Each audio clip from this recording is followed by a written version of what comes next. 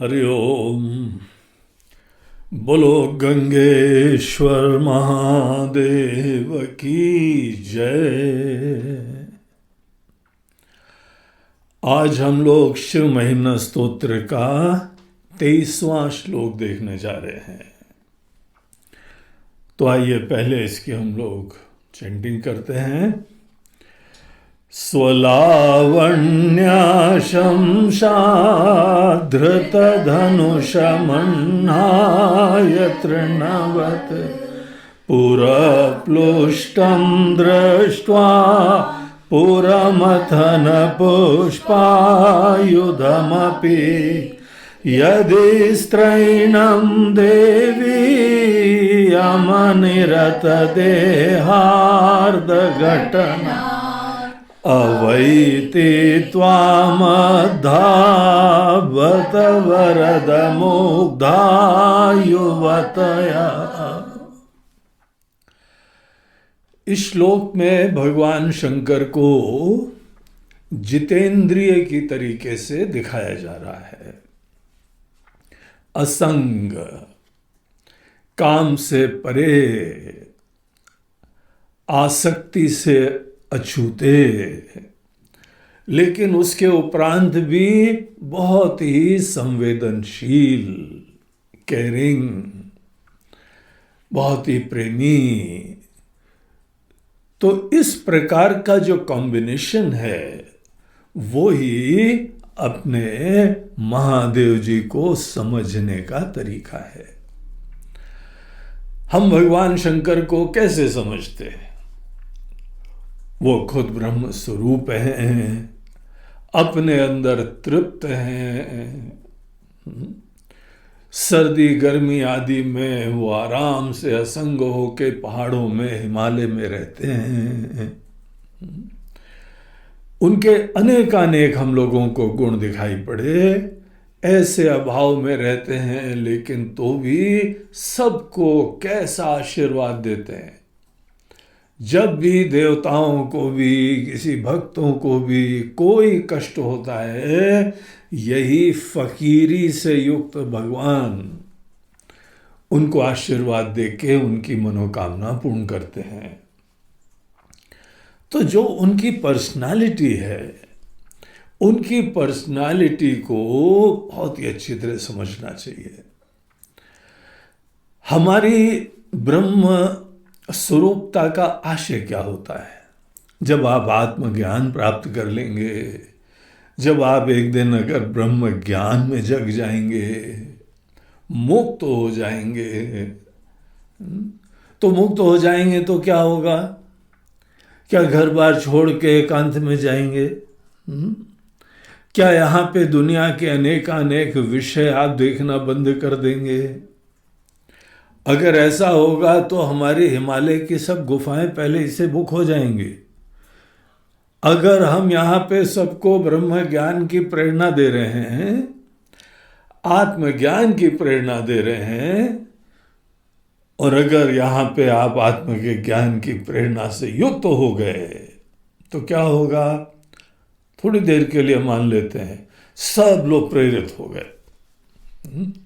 अब हमारे यहाँ पे इंदौर में, बम्बई में, अहमदाबाद में, लखनऊ में, अनेकानेक जगह जो सब ये प्रवचन सुन रहे हैं, सब बड़े प्रभावित हो गए। क्या हुआ? सब घर बार तो आपके लुट गए, घर बार आपके छूट गए। और उसके उपरांत एक और चीज समझना कि आप कहाँ जाओगे? जंगल में, एकांत में। अब क्या बोल रहे हो? समझ रहे हो? जंगल में या एकांत में या पहाड़ों में, हमारी वहां पे ये पूरा शहर वहां पहुंच जाएगा। जितने लोग सुन रहे हैं, अगर सब लोग अपना बुरिया बिस्तर बांध कर चलो महाराज जी, अब तो हम चल रहे हैं। आश्रम में जगह है क्या? हम आश्रम में आ जाएं? बोला बिल्कुल नहीं है। आश्रम में अगर सभी लोग आ जाएं तो हमारा आश्रम नया संसार बन जाएगा। अगर सब जंगल के अंदर, पहाड़ों के अंदर, गुफाओं के अंदर सब लोग पहुंच गए तो वहाँ पर भी आपने फिर से शहर बसा लिया।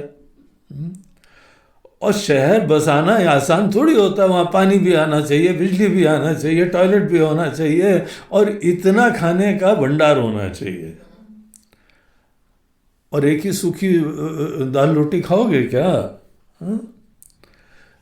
अनेकों वैरायटी लानी पड़ेगी, हमको आश्रम ऐसी जगह ढूंढना पड़ेगा जहाँ पे पास में ही कोई छोटा शहर होगा, पास में ही छोटा गांव होगा। महाराज जी जनरली एकांत में रहेंगे, लेकिन कभी कभी शॉपिंग चले जाएंगे। हाँ?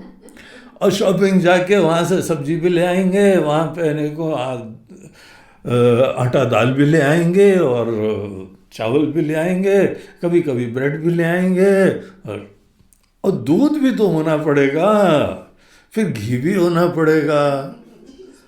और गैस वहाँ पे कैसे करेंगे? देखो कैसे संसार बनता है।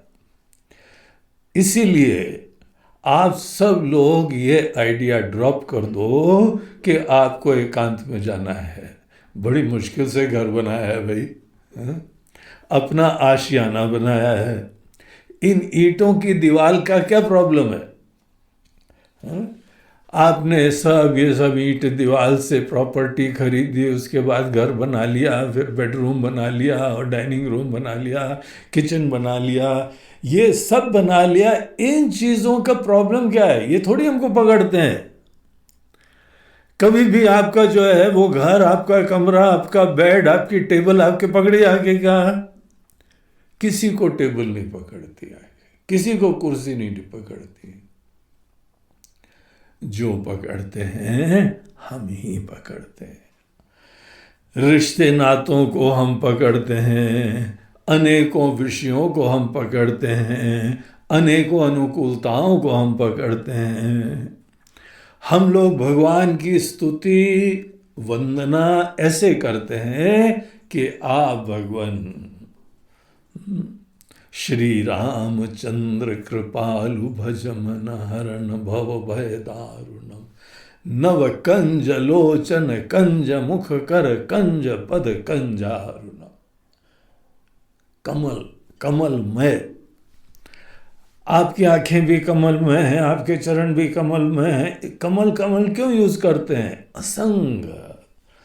कमल की ब्यूटी इसी चीज में होती है कि पानी में रहता है, लेकिन पानी से अछूता रहता है। एक बार हमको याद है कि हम लोग अपने गुरुदेव के साथ आश्रम में बैठे हुए थे, तो एक माता जी आई उनके दर्शन के लिए, और उनके चरण में आके छुए, प्रणाम करा, लेकिन खड़े खड़े बार बार पीछे मुड़ के देख रही थी। तो बोला, क्यों माता जी, कोई और भी है? आपको क्या, किसको देख रही हो? गुरु जी हमारा लड़का खड़ा हुआ है, वही लाया था हमको, लेकिन वो बोलता है कि आप जल्दी से दर्शन करके आ जाओ, हम अभी नहीं आएंगे। बोला, अरे गुरुदेव ने बोला इंटरेस्टिंग, चैलेंजिंग। तो बोला ऐसा करो, उसको बुलाओ। बोला गुरु जी वो नहीं इंटरेस्टेड है। बोला बोलो गुरु जी आपके दर्शन करना चाहते हैं। तो बड़ी संकोच में आ गई, इन्होंने जाके बोला कि बेटा चलो गुरुदेव बुला रहे हैं आपको। बोला हमको क्या बुला रहे हैं, आई एम नॉट इंटरेस्टेड। बोला अरे मिलना चाहते हैं तुमसे, हमारे पुत्र हो तुम, शायद ऐसे इसलिए जानना चाहते होंगे। बोला देखो आपने फंसा दिया हमको, क्यों बताया हम खड़े हुए यहाँ पे?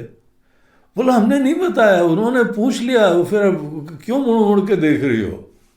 उसने सब बताया, फंस गया बेचारा।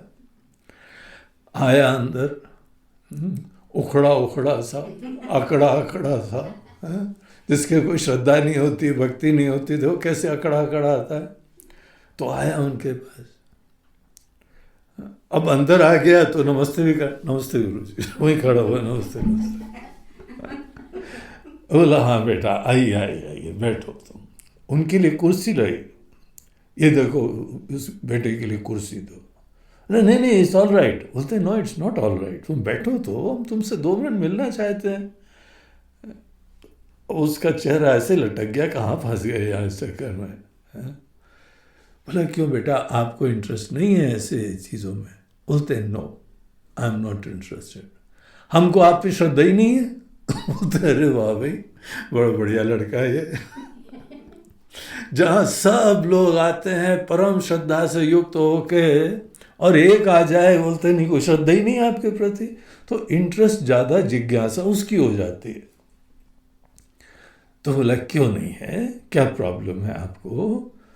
बोलते हैं स्वामी जी आप हमको क्षमा करिएगा, हम अपने मन की बात बोल दें क्या? बोला हम चाहते हैं तुम बोलो। सो बोला देखिए हमको इन सब चीज़ों में हिपोक्रेसी दिखाई पड़ती है, ढोंग दिखाई पड़ता है। बोलते हैं क्या ढोंग दिखाई पड़ता है? बोलते हैं इतने ऐश्वर्य में आप रहते हैं, आपका आश्रम 5 एकड़ में बना हुआ है, यहाँ ऑफिस है, यहाँ डाइनिंग है, यहाँ पे मीटिंग रूम है, और यहाँ पे कॉन्फ्रेंस रूम है, और यहाँ पे आपका सब बेडरूम इस साइड है, और वहाँ पे तो हम लोग जा ही नहीं सकते हैं, वो तो इतना सब पर्सनल होता है, और फिर आपका देखिए ऐसा सब गार्डन शार्डन है, और ऊपर से आप सन्यासी। स्वामी जी ये बढ़िया सन्यास है ये आपका। गाड़ी आपकी बाहर खड़ी हुई है और स्वामी जी बस गेरू वस्त्र पहने खड़े हुए हैं। तो स्वामी जी कभी कभी सोचते हैं ऐसा सन्यास है तो हम भी ले लें। सन्यास इतना मजेदार होता है तो हम भी ले लें। लेकिन I don't want to become a hypocrite. हम ढोंगी नहीं बनना चाहते हैं। अगर यहाँ अनेक विषयों के मध्य में हमको रहना है, खाना है, पीना है, तो हम खुली किताब है। आप लोग सब लोग ढोंगी हो। आप जो है वह आडंबन करते हैं सन्यासी का और जीवन जीते हैं अनेकों प्रकार के सेठ का। आप कोई सेठ से कम थोड़ी हो। नाम आपका है कि स्वामी सो एंड सो, हमारा मन करता है आपको बोले सेठ सो एंड सो। ब्लंट स्पष्टता से उसने जो है बोलना चालू करा, और गुरुदेव बड़े शांति से प्रेम से उसको बगैर डिस्टर्ब करे, बगैर गुस्सा हुए, ऐसा नहीं बोला निकालो नालायक को बाहर, इसको कौन इसको आश्रम के अंदर ले आया, कुछ नहीं, शांति से सुन। और उन्होंने बोला कि देखो बेटा आपका विचार आपके दृष्टिकोण से ठीक है, आपको लगता है कि अनेकों प्रकार के व्यवस्थाओं में रह के हमारा वैराग्य, हमारा सन्यास ये झूठा हो गया। बोलते हैं ऐसा नहीं, ये अनेक चीजें हैं, हमारे किसी प्रयोजन से हैं। ये हमारा एक इंस्टीट्यूट है। हमने यहाँ पे सबको वेदांत की शिक्षा बुला बुला के दे रहे हैं, और देखो जितने स्टूडेंट्स हैं सब निःशुल्क पढ़ रहे हैं। लेकिन अपने बच्चों के लिए सब खाना पीना व्यवस्था करना, ये सब करना, ये तो करना चाहिए ना कि नहीं करना चाहिए? इनसे हम प्रॉफिट लेते हैं क्या? इनसे फीस लेते हैं क्या? अगर तुमको शंका हो तो किसी से पूछ लो।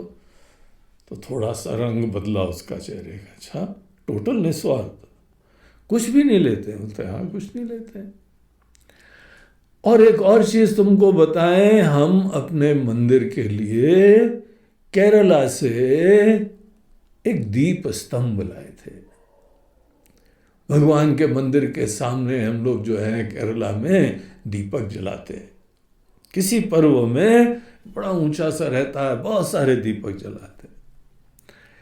मंदिर के लिए, भगवान के लिए हम लाए थे, और उसको कल ही जो है 2 दिन पहले हमने वहां पे स्थापित करा, पूरी पूजा के साथ, अनेकों लोगों के साथ। तुमको पता है कल रात को वो चोरी हो गया। अब हमारे वहां पे मंदिर में, अब मंदिर हमारा पहाड़ के ऊपर, थोड़ी टेकरी के ऊपर है। अब रात को कोई आया उधर से जो है वो पीछे पहाड़ से, जंगल वंगल से, और आके वो लोग निकाल लेंगे। अब उनको तो पीतल तांबा यही सब चाहिए था, उसको बेच दिया होगा किलो के भाव में। लेकिन आज हम आपके साथ बैठ के शांति से बात कर रहे हैं। यहां कोई व्यवस्था हो जाए तो हम हर्षित नहीं हो रहे हैं, हम आसक्त नहीं हो रहे हैं। जो चीज भी है हम केवल यहाँ पे ज्ञान के प्रचार के लिए यूज कर रहे हैं। और जब भी कोई लॉस हो जाए, जो कि हमारे दृष्टिकोण से बहुत ही वैल्यूबल चीज थी, क्योंकि हमारे भगवान के लिए, मंदिर के लिए बढ़िया चीज लाए थे, बड़े प्यार से लाए थे। तुम कहीं प्यार से कोई चीज लाओ और आते आते चोरी हो जाए, तुमको शौक लगेगा ना, दुख भी लगेगा। संन्यास उसको बोलते हैं जहां पे अनेकों अनुकूलताओं में तुम हर्षित ना हो, प्रतिकूलताओं में तुम शोकाकुल ना हो। तुम्हारी व्यक्तिगत पराधीनता बाहर की दुनिया में कुछ भी ना हो। यह आवश्यक नहीं है कि अभाव हो। बाहर अनेकानेक चीजों का अभाव अगर आग्रह पूर्वक करते हो तो तुम उन चीजों से डरते हो।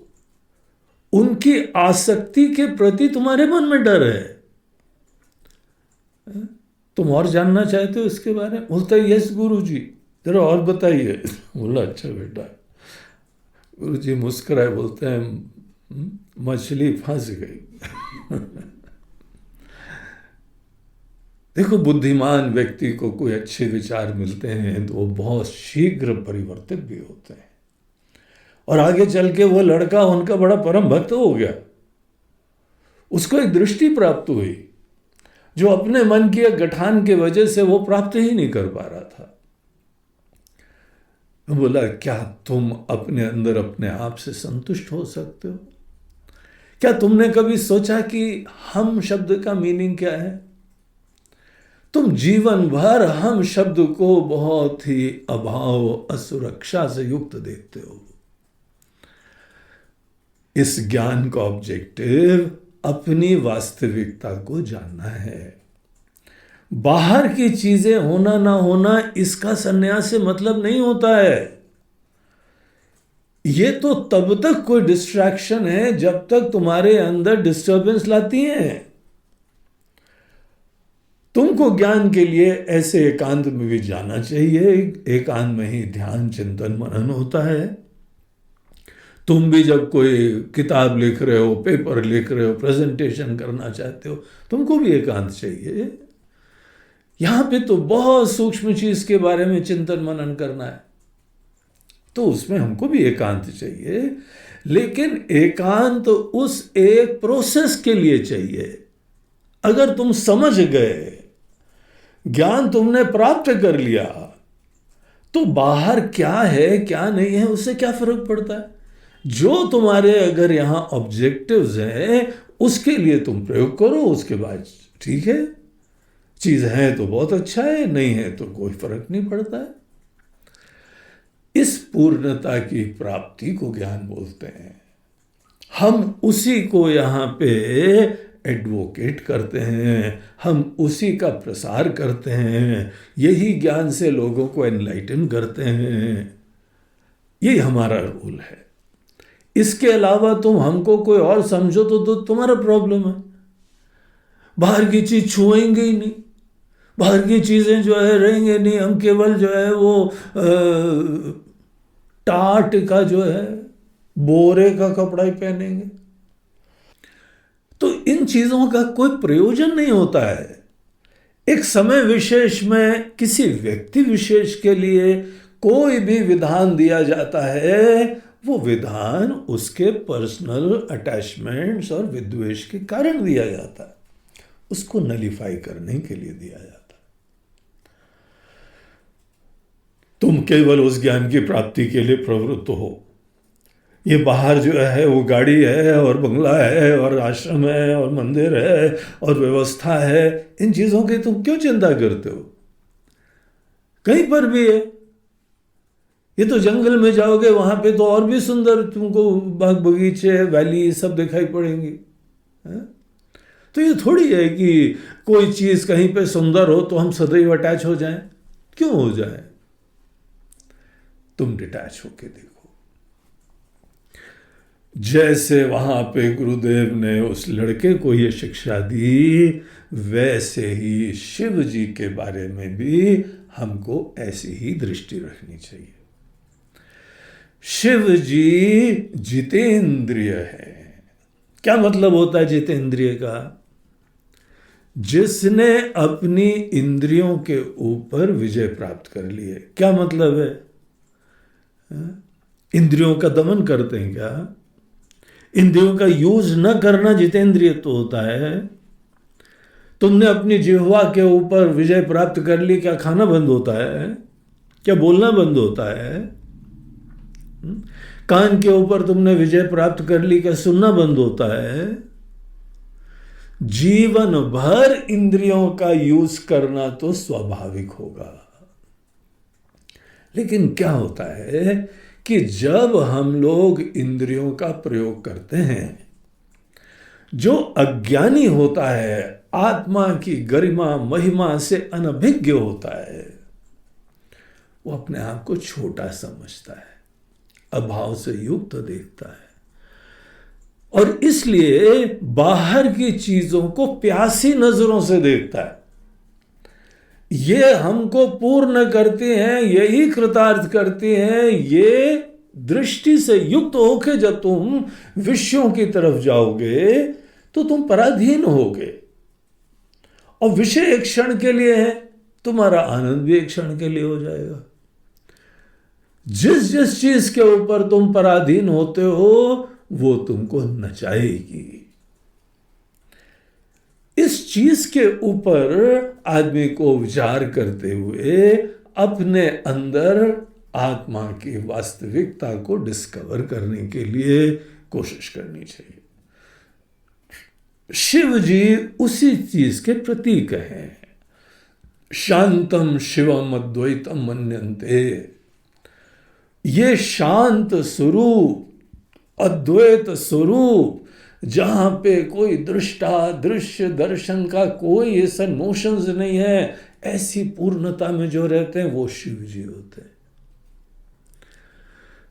मांडूक्य उपनिषद में वो तुरीय अवस्था, जहां पे जागृत स्वप्न सुषुप्ति तीनों आपने बाधित कर दी विवेक से, केवल जानने से, और उस अधिष्ठान स्वरूप चिन्मय तत्व को मैं की तरह पहचान लिया, तब जाके शिव जी को तुमने पहचाना। उससे पहले शिव जी के अनेकों लीलाओं से प्रभावित होते हैं, शिव जी की दृष्टि से प्रभावित होते हैं। शिव जी की अनेकों, देखो कैसे त्रिपुरासुर को मारा, कैसे जो है बाणासुर को आशीर्वाद दिया, कैसे उसको बल मिला, हम लोग ये सब देखते हैं। लेकिन फाइनली शिव तत्व क्या है? वो पूर्णा, वो ब्रह्म, वो सच्चिदानंद। तो ये चीज यहां दिखाने के लिए एक प्रसंग लाते हैं अर्धनारीश्वर का। अर्धनारीश्वर का भगवान शंकर का एक बड़ा प्रसिद्ध रूप है। शिव जी के वाम भाग में बाएं तरफ पार्वती जी है। एक साइड में पार्वती जी और एक साइड में आदेश शिव जी। ये सिंबॉलिकली दिखाया जाता है। ये फिजिकली नहीं होता है ऐसे, ये सिंबॉलिकली, जैसे हमारे व्यक्तित्व का कोई अभिन्न अंग है, कोई इतना तालमेल से जुड़ा हुआ है। तो ऐसी आत्मीयता, ऐसी संवेदना, ऐसा प्रेम, ऐसी इज्जत जैसे अपने आप को दे रहे हैं, वैसे ही अपनी अर्धांगिनी को दे रहे हैं। शिव जी ने विवाह करा ना, जब शिव जी ने विवाह करा है तो एक स्त्री को इज्जत प्रदान करी, महत्व प्रदान करा, वो उन्होंने अपने वाम भाग में रखा। सदैव कोई भी धर्म कार्य ऐसे उनको इज्जत प्रदान करके उनको सहभागी बना के करा जाता है। बाकी सबके प्रति भी स्नेह है, लेकिन जो आदमी की पत्नी है, स्त्री है जो विशेष संबंध आपने भगवान को ही साक्षी मान के प्रारंभ करा है, तो स्त्री का एक विशेष स्थान और महत्व होता है। जो कार्य स्त्री कर सकती है पुरुष नहीं कर सकता, जो पुरुष करता है वो स्त्री नहीं करती है। इनके रोल्स के दृष्टिकोण से वह स्त्री का महत्वपूर्ण रोल होता है। इसीलिए जितना अपने आप को इज्जत देते हो उतना ही अपने जो अर्धांगिनी है उसको भी महत्व देना चाहिए। और विशेष रूप से यहां पे जिस समय पार्वती जी ने अनेकों प्रकार के तपस्या करके शिव जी को वरण कर लिया, आग्रह करके दृढ़ निश्चय करके, किसी की ऐसी प्रार्थना, किसी की ऐसी तपस्या, किसी की ऐसी निष्ठा देख के उसको भी आदर देना चाहिए। और वहां पे उनके लिए ऐसा कोई इश्यू नहीं था कि हम तो सन्यासी हैं, हमको तो शादी नहीं करनी, ऐसा तो इश्यू था नहीं।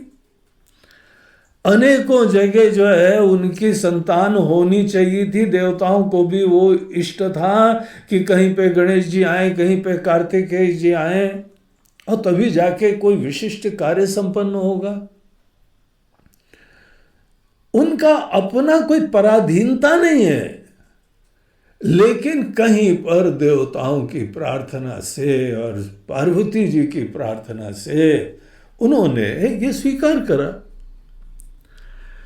और उसके उपरांत पार्वती जी उनकी अर्धांगिनी हो गई। शिव जी का पार्वती जी के साथ संबंध कैसा होगा? जो कोई अपने अंदर परिपूर्ण होता है, कृतार्थ होता है, संतुष्ट होता है, ब्रह्म स्वरूप होता है, उसका संबंध अन्य के साथ कैसा होगा? क्या कोई कुडन केयरलेस वाला होगा? तुम हो या ना हो, स्वस्थ हो या बीमार हो, खाया हो या नहीं खाया हो, कमर में दर्द हो या सर में दर्द हो या दांत में दर्द हो या नहीं हो, दैट इज योर प्रारब्ध, भुगतो। सीता जी का अपहरण हो गया तो क्या राम जी बोलते हैं चलो ठीक है, हमारा प्रारब्ध यहाँ रहने का, उनका प्रारब्ध लंका घूमने का? तो वो एयर जो है वो पुष्पक विमान से ले गए थे। हम बोला वो फ्लाइट से गई है, फ्लाइट से गई है, वहाँ पे ऊपर से टूर भी कर रही होगी। क्या ऊपर से जो है वह birds eye view of the country, पूरे देश का जो है ऐसा वातावरण वो सब देख रही होगी। और उसके बाद जो है वो आगे सबके प्रारब्ध होते हैं ना, ठीक है, वो प्रारब्ध था। कैसे दृष्टि से देखा? बोलते हैं नहीं। राम जी ने खुद ऐसी संवेदनशीलता का परिचय दिया, ऐसी आत्मीयता का परिचय दिया कि हमने वरण करा है, हमने चुना है उनको जीवन साथी। एक पुरुष के लिए चुनना एक चीज होती है, एक स्त्री किसी को चुनती है, उसकी भी भावना होती है, उसकी भी जरूरत होती है, उसको साथ चाहिए, उसको जो है वो उनके वजह से ही, पति के वजह से ही वो सौभाग्यवती होती है, समाज में स्थान होता है। आपको उसकी भावना कभी कुछ एहसास है कि नहीं है कि बस अपने दृष्टिकोण को ही सोचते हो? तो होना चाहिए। संवेदनशील इंसान को सबकी संवेदना होनी चाहिए।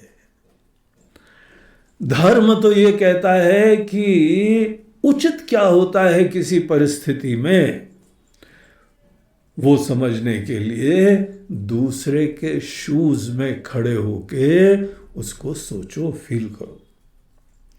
और तुमको पता चल जाएगा कि यहाँ राइट क्या है। केवल इतनी एक आर्ट उत्पन्न करो, एक सामर्थ्य उत्पन्न करो, उसको संवेदनशील इंसान बोलते हैं। गीता के 6 अध्याय में भगवान कृष्ण बोलते हैं, अर्जुन आत्मौपम्येन सर्वत्र समम पश्यति अर्जुन। नहीं, एक और जगह वो बोलते हैं, दूसरे व्यक्ति का सुख दुख जब अपना तुम समझो तब जाके वो परम योगी होता है। तो क्या दूसरे का तुम सुख दुख फील कर सकते हो कि सदैव हमको चाहिए, हमको चाहिए, हमको चाहिए, इसी को आधार बना के जीवन चलता है तुम्हारा? जिसको कुछ नहीं चाहिए, जो अपने अंदर परिपूर्ण और कृतार्थ होता है, यहीं पे रहते हुए दुनिया के किसी कोने में चले जाओ, पहाड़ों में चले जाओ तो जंगल है, वहाँ पहाड़ है, वहाँ गांव होते हैं, वहाँ लोग होते हैं, अनेकों पशु पक्षी हैं, वो तो कहीं ज्यादा स्नेह और प्रेम करते हैं। आप अगर कहीं पर थोड़ा किसी का प्रेम देखो, फंस जाओ, तो फिर तो ये तो आपका प्रॉब्लम है, हा? अगर कोई थोड़ा सा प्रेम दो, फंस जाए, तो उस व्यक्ति को प्रेम देना बड़ा डेंजरस होता है। बोलते हैं हमने प्रेम दिया कि मरा ये, जहां इसको महत्व दिया ये मरा, ये अटैच हुआ, और अटैचमेंट के बाद जो जो प्रॉब्लम होती है सब इसके जीवन में आएंगी। इसीलिए भाई इसके साथ तो प्रेम ही नहीं करना चाहिए। एक संवेदनशील इंसान ये सोचता है।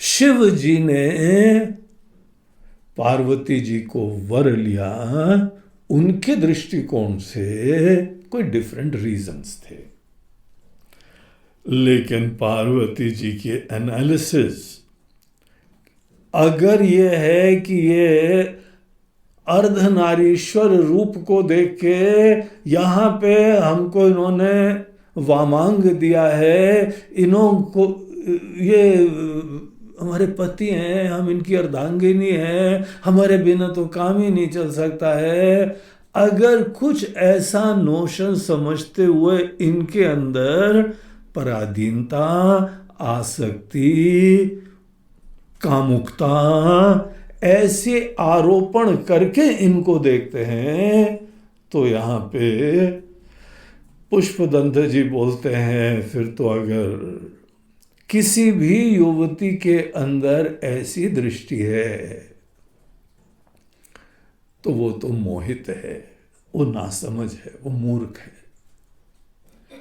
संबंध जो है अन्योन्य पराधीनता के वजह से स्वस्थ नहीं होते। हम किसी को इज्जत दें, किसी को महत्व दें, इसका मतलब हमारी पराधीनता और अपेक्षा नहीं होती है। इस संसार में होता है, भगवान के साथ ये मत कल्पना करो। भगवान को भी अगर तुम एक संसारी की नजरों से देखोगी तो क्या तुम श्रद्धा रखते हो भगवान के बारे में?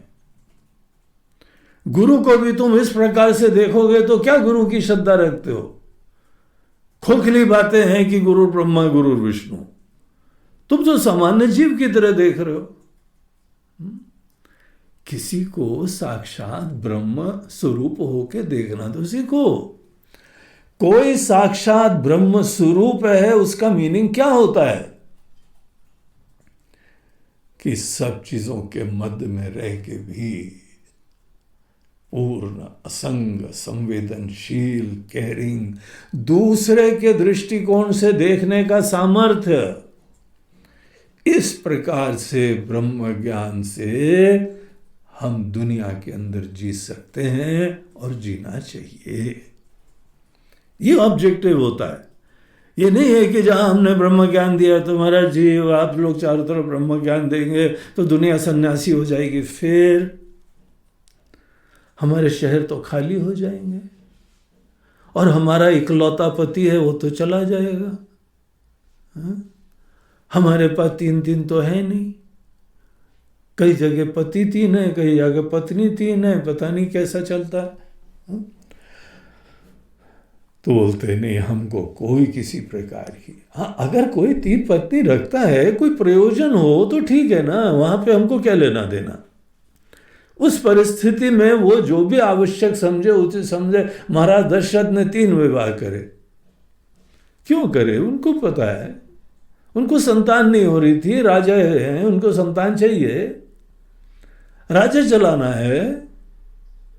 अब कोई भी किसी की प्रॉब्लम हो, परिस्थिति हो, वहां भी वो करे। लेकिन अगर कोई जितेंद्रिय है, अगर कोई ब्रह्म स्वरूप है, वहां पे दृष्टिकोण अलग हो जाता है। इसीलिए ब्रह्म ज्ञान किसको बोलते हैं? ब्रह्म ज्ञानी होने का मतलब क्या होता है? शिव जी का मतलब क्या होता है? इस चीज के ऊपर चिंतन मनन करने योग्य है। यहां पे देखिए, अब इस श्लोक के इस बैकग्राउंड के बाद आप देखें, स्वलावण्य शमशा धृत धनुषमन्हाय तृणवत। स्वलावण्य शमशा धृत धनुषम अन्हाय, ये कामदेव जी का प्रसंग की याद दिला रहे हैं। पुष्पायुधम, पुष्पायुधम कामदेव का एक नाम है, जिसका आयुध पुष्प का है। वो फूलों के तीर चलाते हैं। फूलों के तीर अर्थात हर प्रकार की अनुकूलताओं की उत्पत्ति। फूल आप किसी को देते हैं, कहीं बुके देते हैं, कहीं माला चढ़ाते हैं, ये प्रसन्नता लाता है, खुशी लाता है, आपकी आत्मीयता दिखाता है, मन के अंदर स्नेह जगाता है, महत्व जगाता है, कामना जगाता है। तो इसीलिए कामदेव का एक नाम है पुष्पायुधम। आप भी किसी के प्रति बड़ा प्रेम रखने लगते हैं तो क्या ले जाते हैं? कोई डंडा तो भेंट नहीं करते हैं, जाके उसको जाके फूल का बुके देते हैं, बढ़िया फूल का माला देते हैं। देखो, फूल से आपकी आत्मीयता भावना दिखाई पड़ती। तो ये कामदेव जी की स्ट्रैटेजी भी होती है, कामदेव जी के ऑपरेशन का तरीका भी होता है। तो एक नाम कामदेव का पुष्पायुधम। पुष्पायुधम अपि, अपने जो है वह सौंदर्य के ऊपर बहुत ही गर्व करने वाले। कामदेव बहुत सुंदर माने जाते हैं। सुंदर शब्द नॉर्मली स्त्री के लिए यूज होता है, पुरुष के लिए है कि बड़ा हैंडसम। तो हमारे कामदेव जी इज वेरी हैंडसम।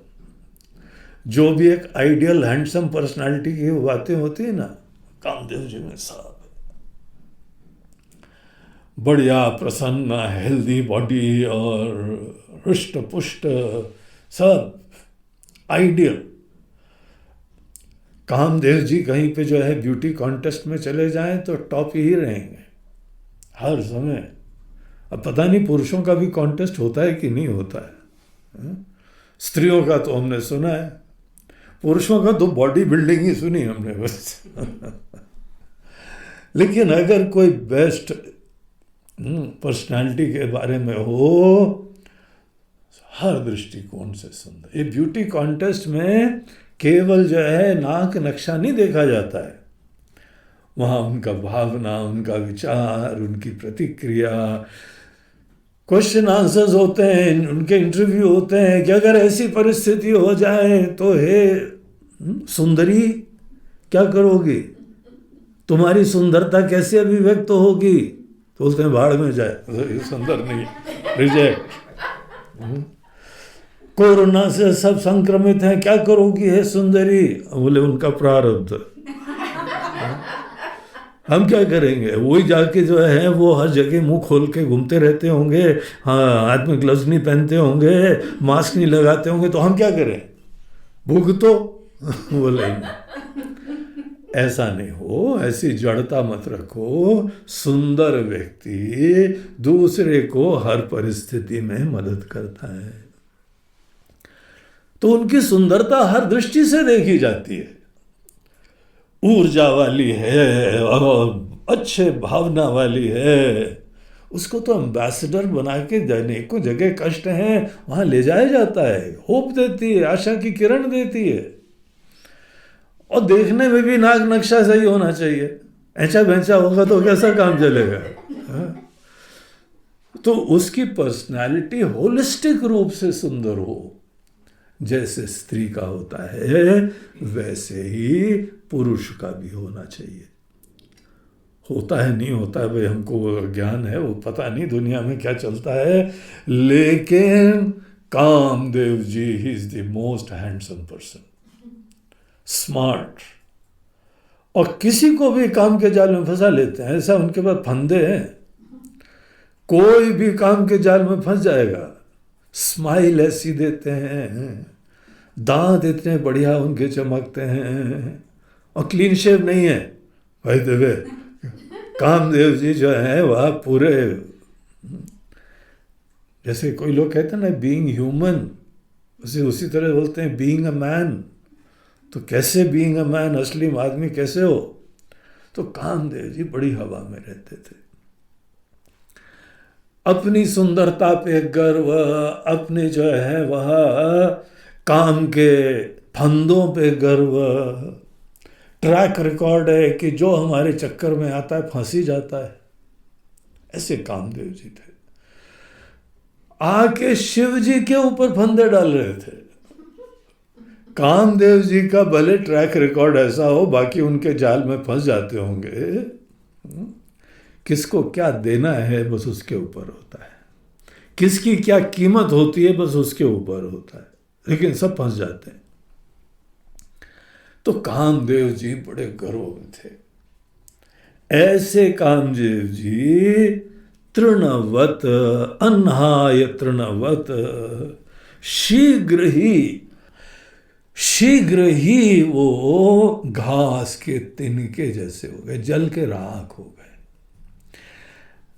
पुरः प्लुष्टम दृष्ट्वा पुरमथन, हे पुरमथन, हे त्रिपुरारी, हे शिव जी, आपने जो त्रिपुरासुर को मारने वाले, यहाँ पे जीव जो जागृत स्वप्न सुषुप्ति में रहता है उससे परे हमको ले जाने वाले, ऐसा विवेक जो कि हमको सब चीजों को अधिष्ठान दिखा देता है, सब मोह से मुक्त करवा के जो आपको आपके आत्म तत्व में जगा दे, वही पुरमथन होता है। हमारे लिए हमारे गुरुदेव पुरमथन होते हैं। जीव के 3 विशिष्ट मैनिफेस्टेशन, उसी में हम लोग फंसे रहते हैं। वो अपने ज्ञान से, अपने विवेक से हमको इससे मुक्त कर देते हैं। और जब तक हम जागृत स्वप्न सुषुप्ति के अपनी अस्मिताओं से मुक्त नहीं होते, हमारे अंदर भी ये त्रिपुरासुर खत्म नहीं होता है। तो यहां शिव जी को उस नाम से बुलाते हुए कहते हैं, हे पुरमथन। यद्यपि पार्वती जी ने भी, जिस समय कामदेव आया था ना, पार्वती जी वहीं थी, और उन्होंने देखा कामदेव जी कैसे स्मार्ट बन के आए थे और कैसे वहां पे पहले हवा चालू करी, बड़ी सुंदर समीर पवन, बसंत ऋतु आ गई, फूल खिले हैं, गुलशन गुलशन सब वहां पे ऐसे आ गए। उसके उपरांत बड़ी मीठी बोली और बड़ी इज्जत से, जो ईगो फुलफिलमेंट के तरीके होते हैं ना, कामदेव एक्सपर्ट होते हैं।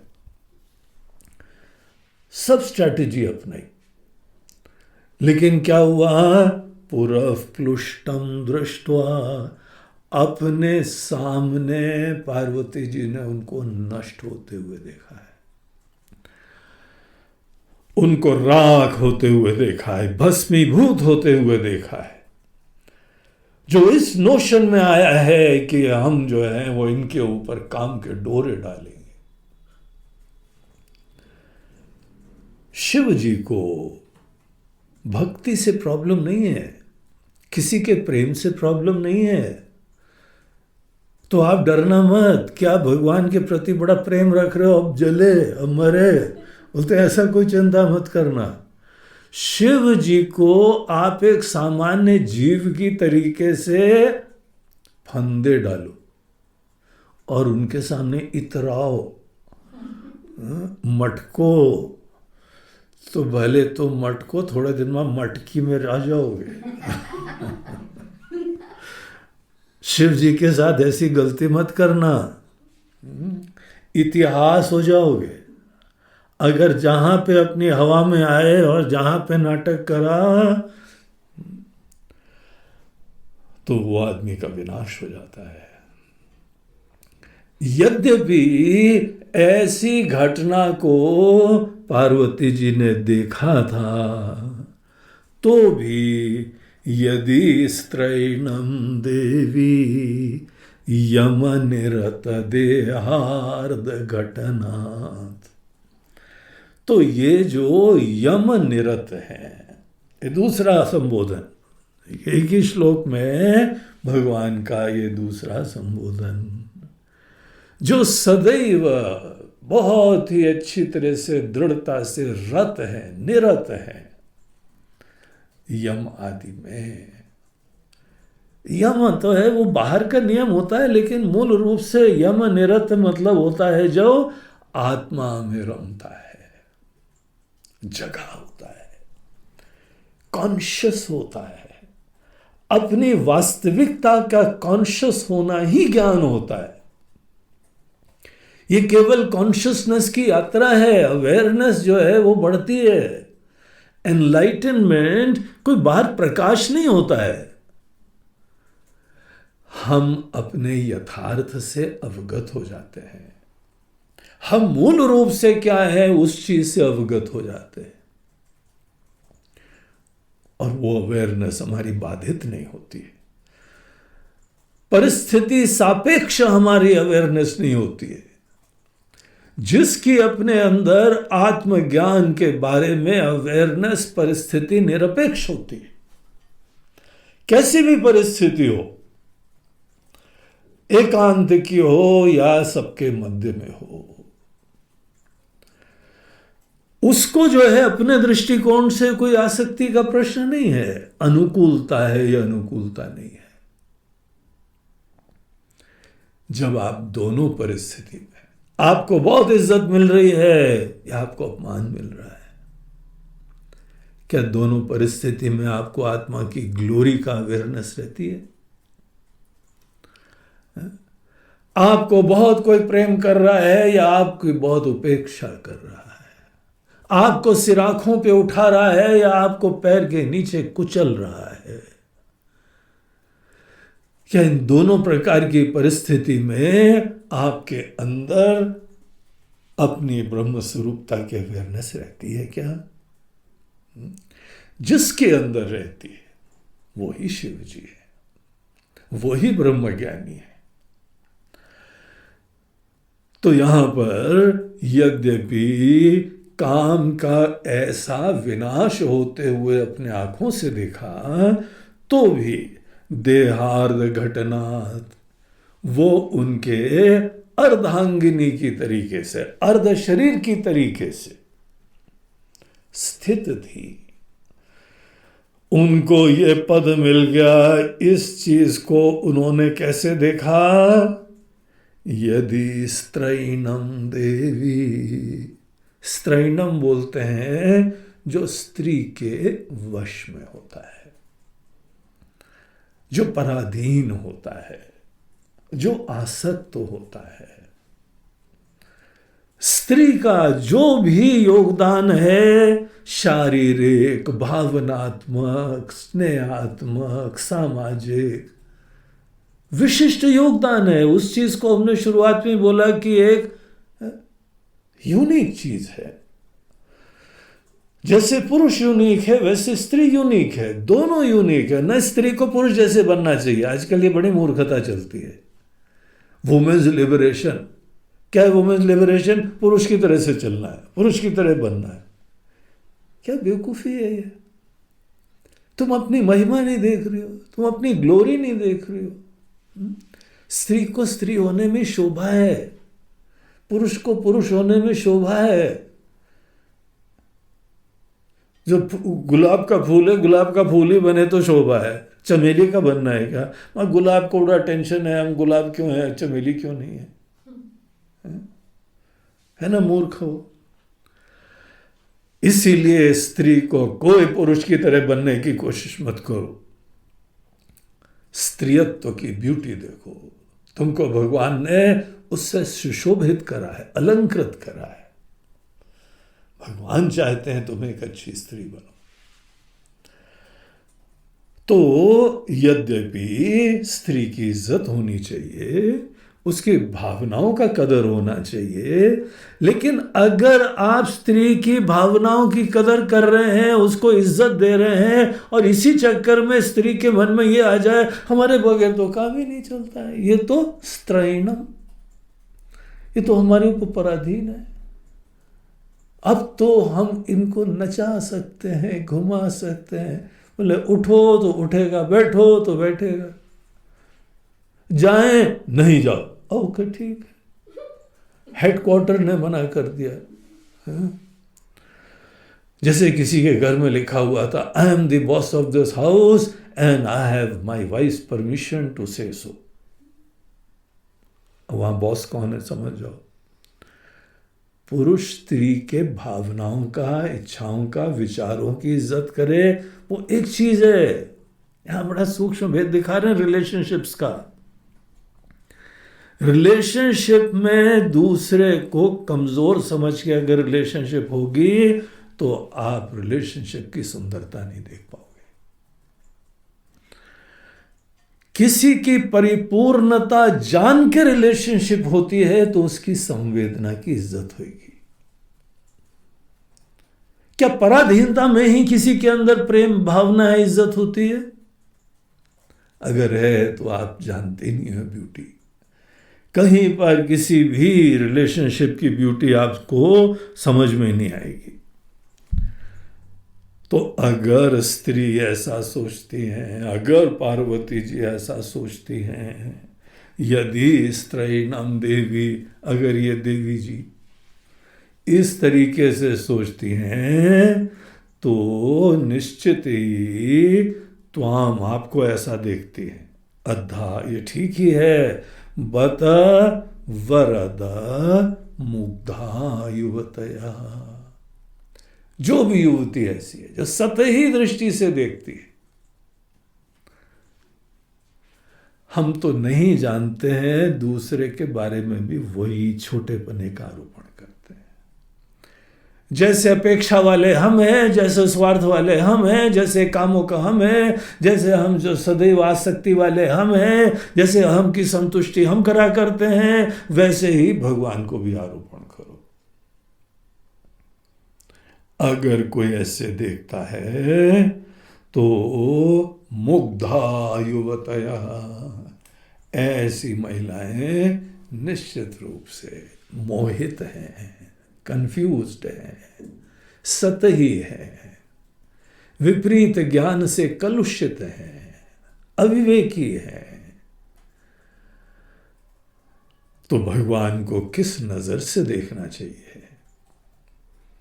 हमारे प्रति स्नेह क्या उनकी आसक्ति का सूचक है कि उनकी संवेदना का सूचक है? हमको उन्होंने स्थान दिया, हमारी तपस्या की इज्जत कर रहे हैं, हमारी निष्ठा की इज्जत कर रहे हैं, कि अपनी आवश्यकता की पूर्ति कर रहे हैं? तो शिव जी का जितेंद्रियत्व तो क्या है कि समस्त चीजों के मध्य में रह के भी पूर्णता कैसे रहती है।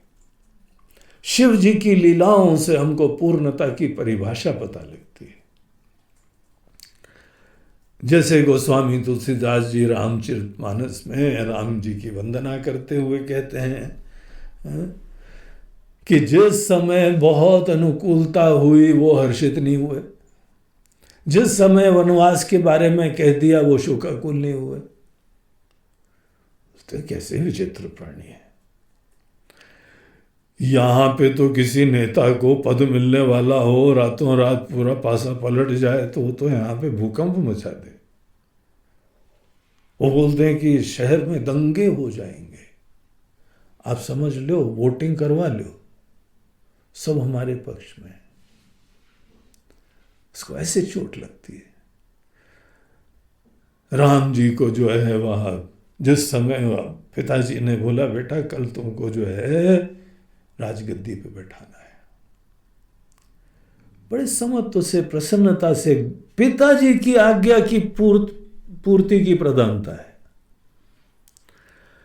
और जहां पे पासा पलटा उन्होंने बोला बेटा तुमको जो है वो जाना है सवेरे जंगल। उनकी इच्छा की, उनकी मजबूरियों की।